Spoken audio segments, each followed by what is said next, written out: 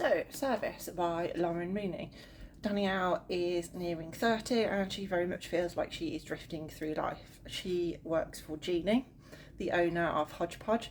Doing what exactly, she is not entirely sure, but it does involve a lot of making tea.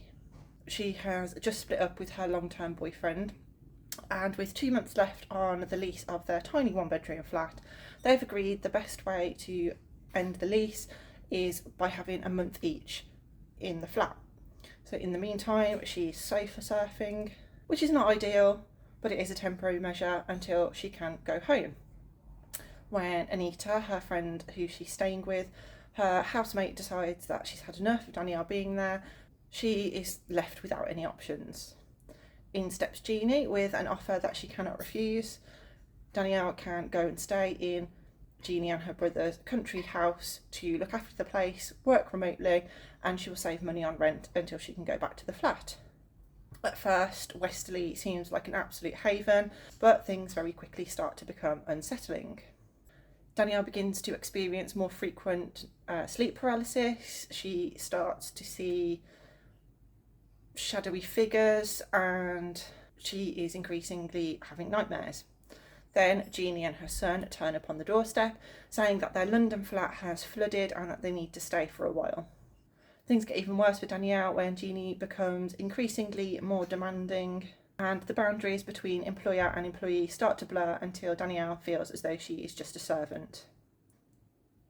Time begins to blur and Danielle starts to feel increasingly isolated from her friends back in London, but she starts to look into the history of this house, a history that is built on generations of invisible labour, with countless servants erased and forgotten by the wealthy people who owned this house.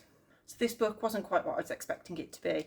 Instead of this kind of haunted house novel that the blurb gives the impression of, what you've actually got is more of a statement on the gap between the working class and those with wealth, the expectations of the rich and the treatment of those working in the service industry.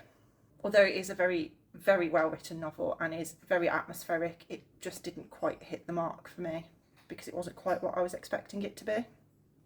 I kind of feel like if the author had maybe developed this horror aspect of it a little bit more, I would have enjoyed it far better. That being said, it really does shed a light on the emotional labour involved in working in service roles.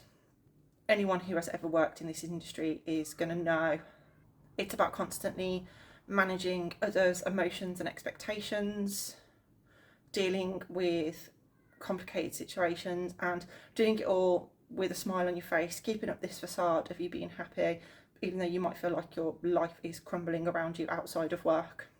One of the book's greatest strengths, though, is the other characters in it.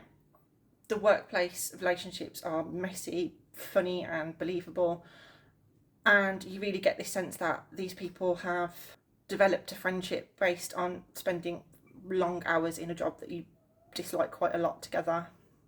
Danielle's friends outside of work are really interesting as well, as they are quite vastly different to her, and it's really interesting to see the way she measures herself up against them.